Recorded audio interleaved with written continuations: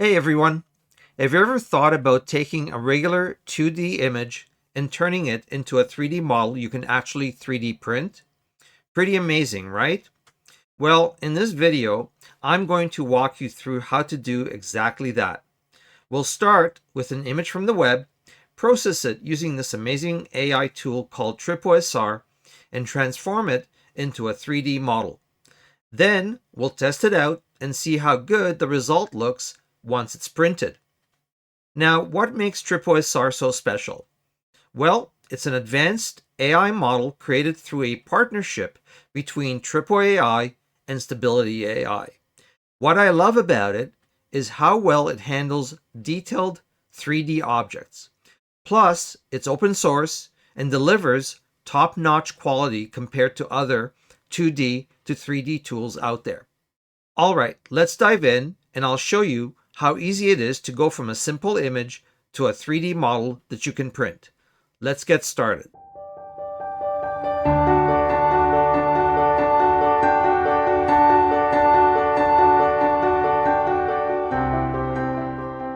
So before I show you how to convert the image from 2D to 3D, what I need to quickly talk about is the kind of images that will work with this type of AI.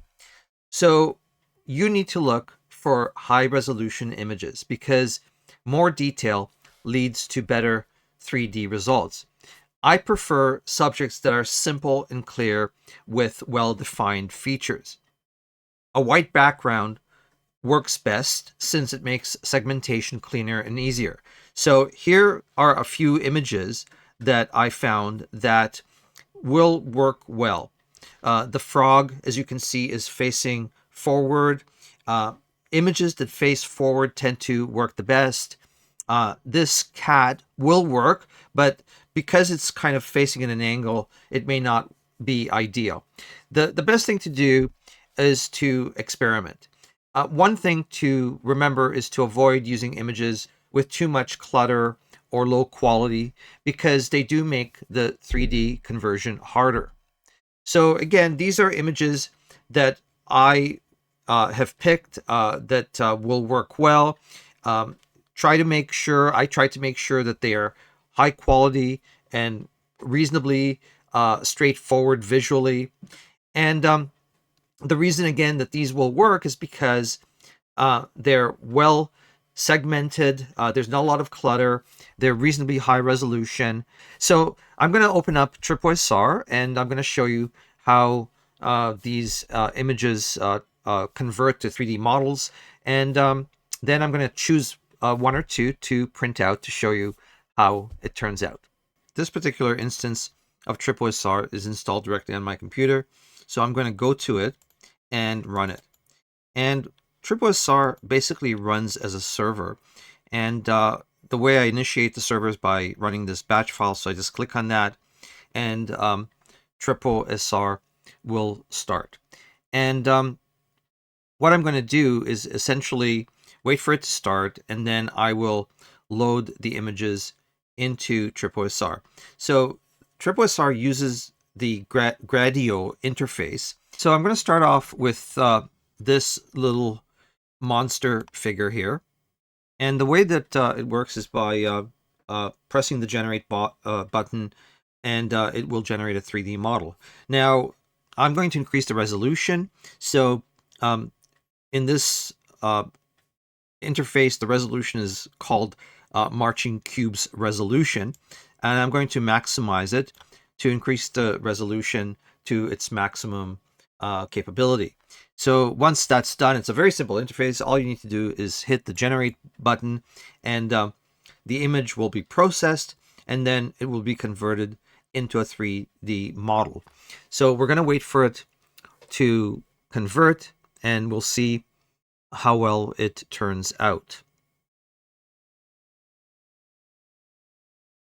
All right, so here is the raw output. And as you can see, it looks pretty good. I would say that in this case, the final 3D model turned out very well. And, you know, the eyes, the teeth, everything seem to really come out, I would say, very, very accurately. And I think in this particular instance, I could just download this model as an OBJ, convert the OBJ into an STL, and print it. So let's do that. I'm just going to download this model. So it's downloading the model as an OBJ, and we can go to it, and there it is right here. So I can take this model now and convert it to an STL and print it out. Now, one thing that you might find is that sometimes the models are not 100% perfect. And in that case, you might need to clean them up a little bit. And you can do this by importing the 3D model into Blender to check for obvious problems like holes or jagged edges. And then you can use the sculpt mode in Blender to clean up the model. Now, I'm not going to do that in this particular video, but in a video later on, I may show you how to take a model and actually clean it up and make it look better in Blender. So let's take another image and bring it into TripoSR. I'm going to bring this little frog in here, and I'm going to do exactly the same thing. Click the generate button, wait for the frog to get generated, and see how it turns out. Here we go. So as you can see, the frog turned out very well. It's actually very impressive how good this frog looks. And again, if it doesn't look 100%, you can fix it.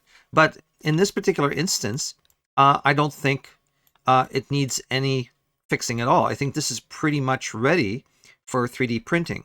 So I can, again, download this, which I'm going to do. And I'm going to go to the next image. So I'm going to take this little robot here, and I'm going to generate a 3D model.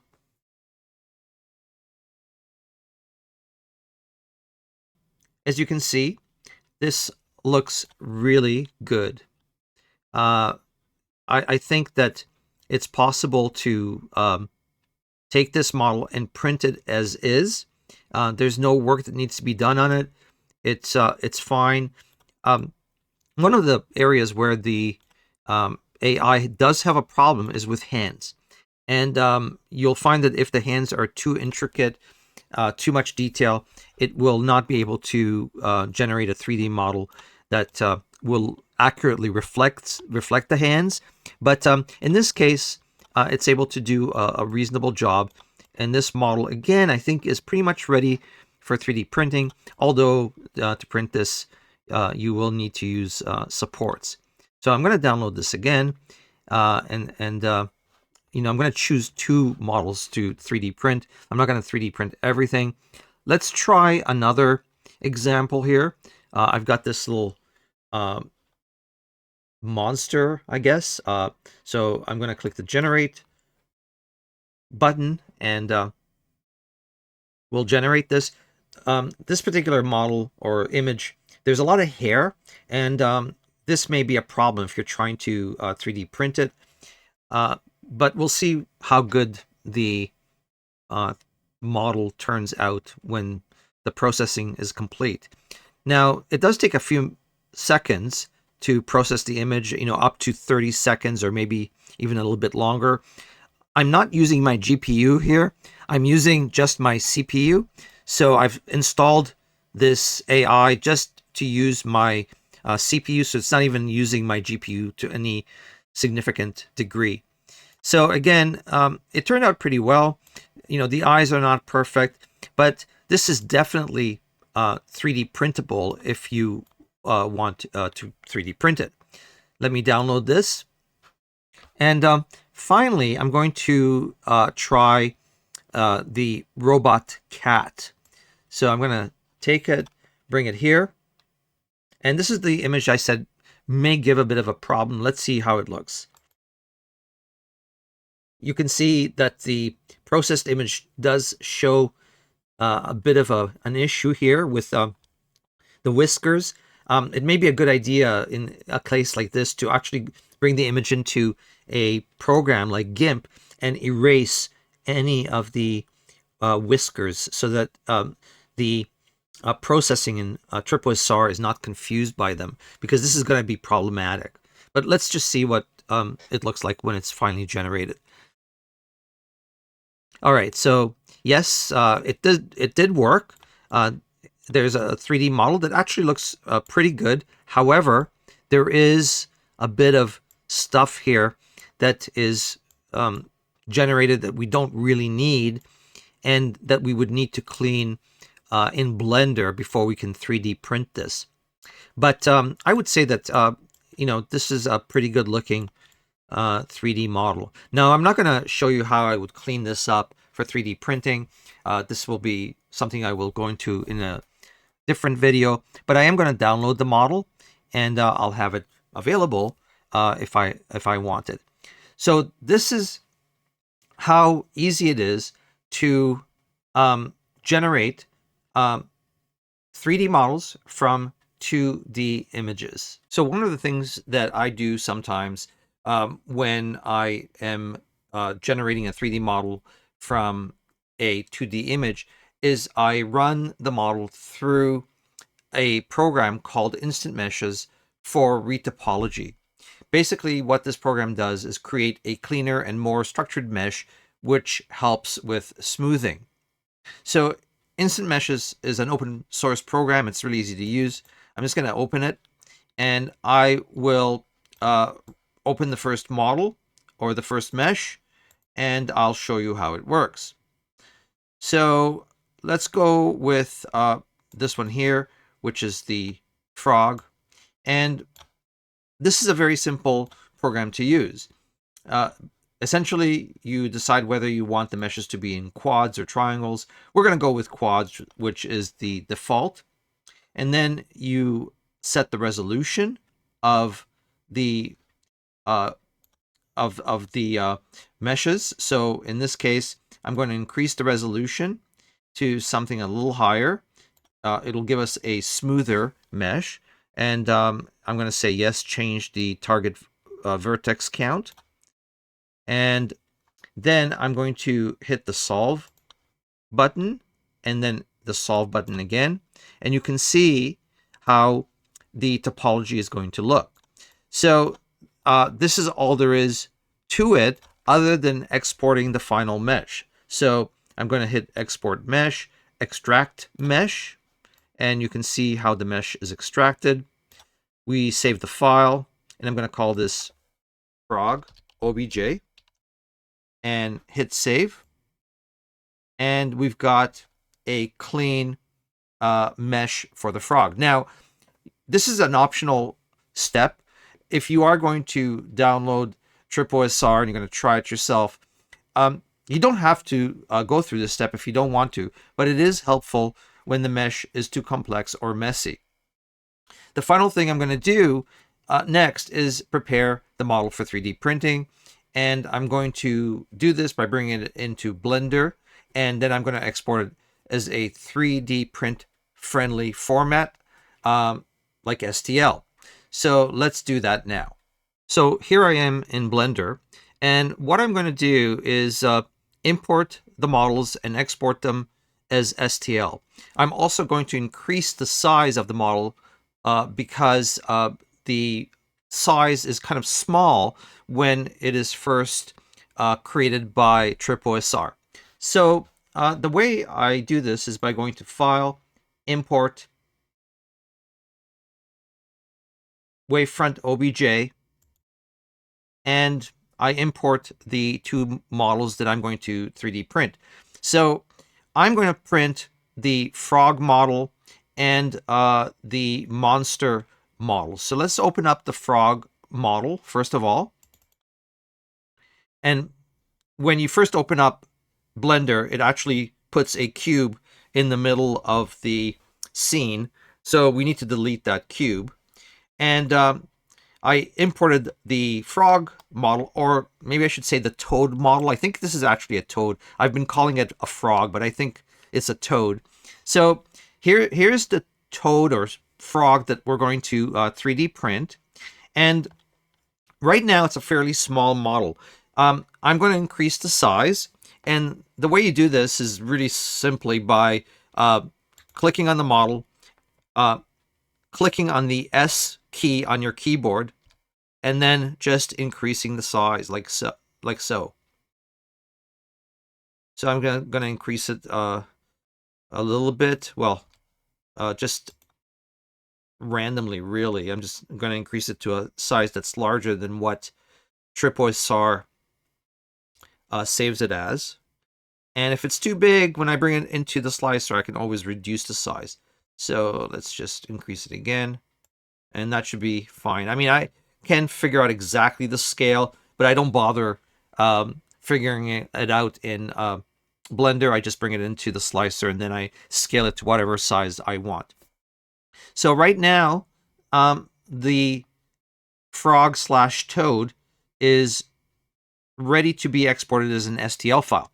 So let's do that. I do that by going to File, Export, File, Export, STL, and I'm just going to save it as frog STL, and we'll put it in the right directory. So it's in D, 3D printing, TripoSR models, images that work with TripoSR, and I'm just going to call this frog.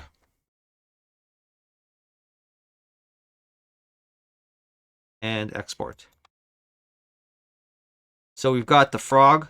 Now I'm going to do the same thing with the little monster. So I'm going to delete this, and I will open up the monster. So I'll import from OBJ, and there's the monster with horns that I created.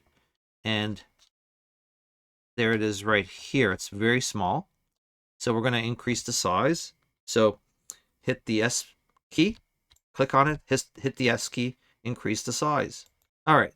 So you just need to play with it a little bit. But in essence, what you want to do is increase the size and export it as an STL file. So export STL, and we're going to call this monster with horns, monster horns STL.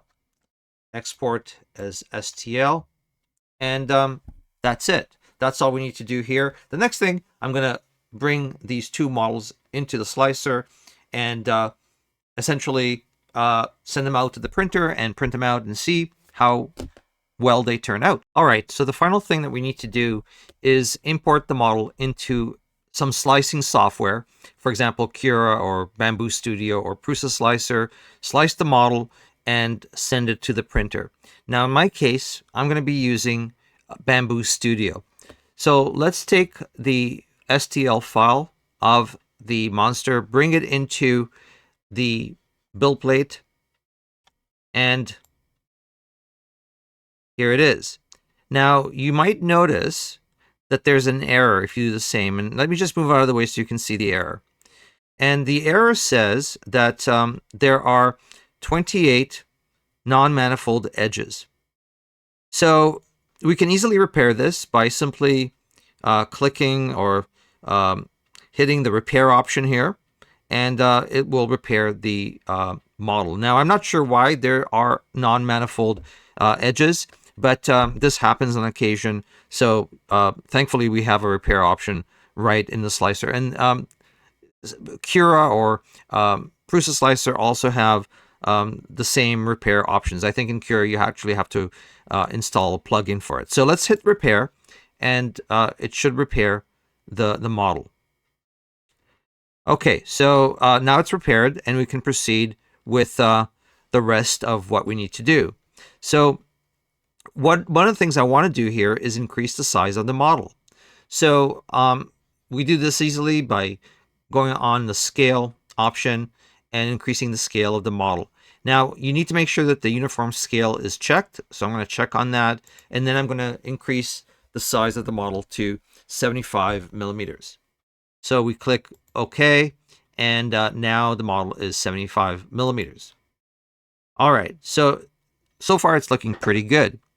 Now, one thing that I want to do is put a platform or a base under the model. So we can do this very easily by clicking on the model, right-clicking on the model, and adding a part. So add part, and I'm going to add a disk. And it's going to give you this message that basically says, do you want to switch to per object setting mode to edit modifier settings? And what this means is that it will switch you to per object mode so that you can edit each of the objects on the build plate. So we've got the disk and we've got the monster, and we can edit each one independently of the other, which is what we want to do, because right now the disk is very small. So we want to increase the size of the disk. So we click on the generic disk, we go to scale, and we increase the size. I think that 60 millimeters will be perfect. So I'm just going to put 60 millimeters there. And now the disk is 60 millimeters. And that should fit perfectly right under the monster. So let's just move it under the monster by going to the move option and taking it under the monster. Like so. All right, it's looking pretty good. But you'll notice that the monster, or the feet of the monster at least, are kind of floating over the disk. So what we need to do is go to the objects and pick the monster, and then we can rotate the monster just a bit so that it fits on the disk better. So let's do that, and we can see that we're going to be putting the feet in line with the platform, like so. If you can see, it's much better now. And we need to move it so that it's properly centered. So let's just move it like so. All right, that's looking good. And we're also going to move it down a little bit. So let's move the monster down a little bit. Like so. So that it's touching the platform, like this. There we go. All right, that's looking pretty good. Now make sure that the feet are not coming through the other side of the platform, which they're not. So it's looking good.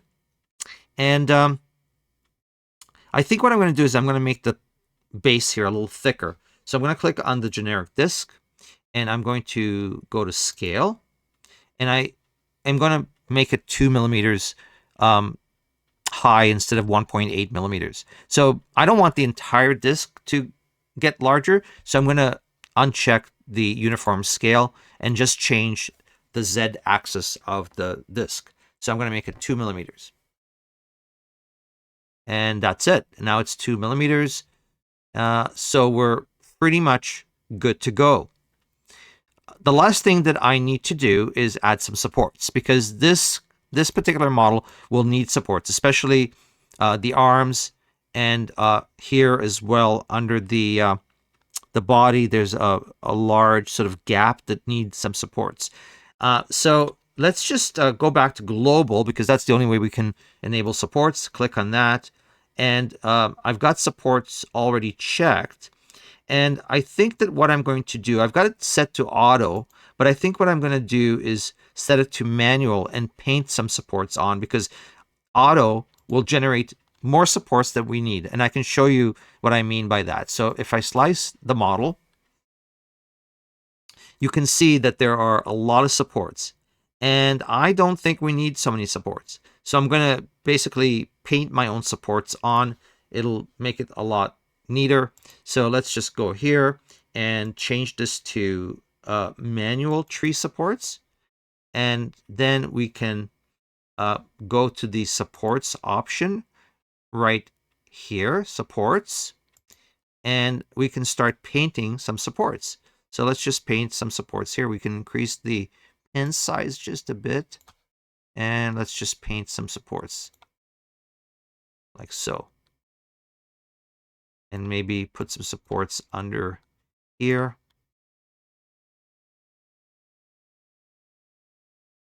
And maybe under here as well, like so.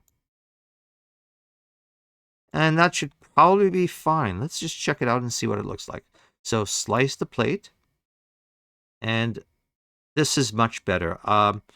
This should work. Now, one of the things that you want to make sure is that this is not too thin or small, because it might fall right off or it might be bumped off. So we need to increase the support. Let's make it 6 millimeters. Okay, that's much better. So it's much wider now, and so it's less likely to come off, which is good. So 6 millimeters, maybe even 7 millimeters. Let's make it 7 millimeters and see how that looks. All right, well, it should work. All right, so that's basically all we need to do. Our model is ready to be sent to the printer, which is what I'm going to do. And then we're going to come back on the other side and see how well it turned out.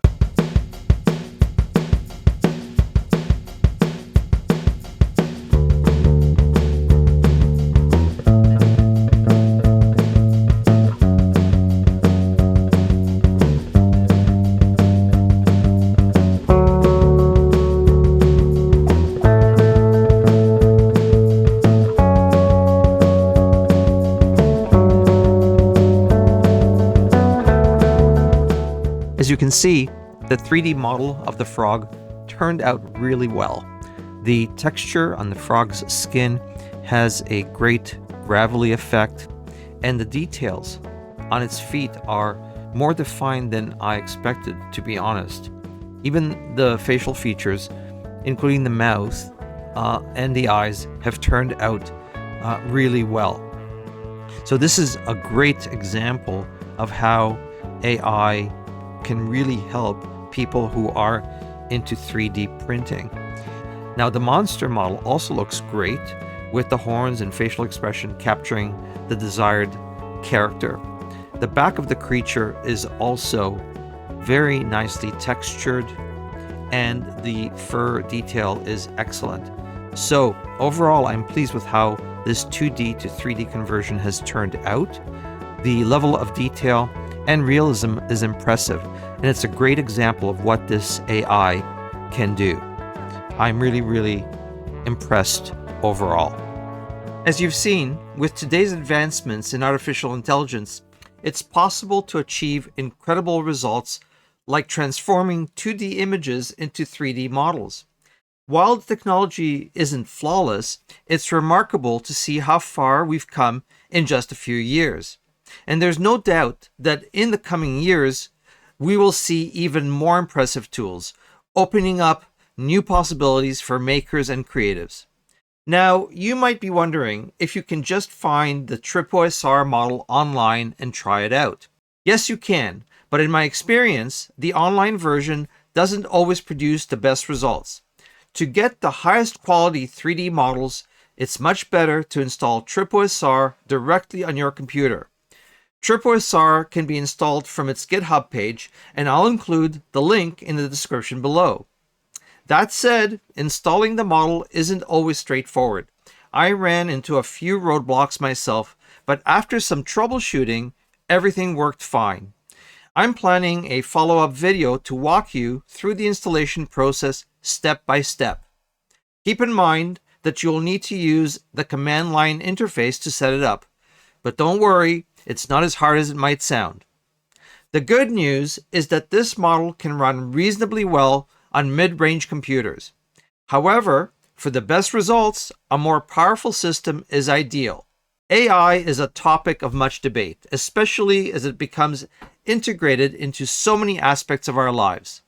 Personally, I see it as a powerful tool to enhance creativity, not a replacement for it. The goal isn't to let AI do the work for us, but to use it as a partner in bringing our ideas to life. The human mind remains at the heart of creativity, and AI serves to amplify and realize those ideas. Okay, so if you found this video helpful in any way, I'd really appreciate it if you hit the subscribe button and turn on notifications. Supporting the channel with a comment, a like, or even a thumbs down helps the algorithm recognize and promote my content. Thank you for watching, and I look forward to seeing you again in the next video. Bye for now.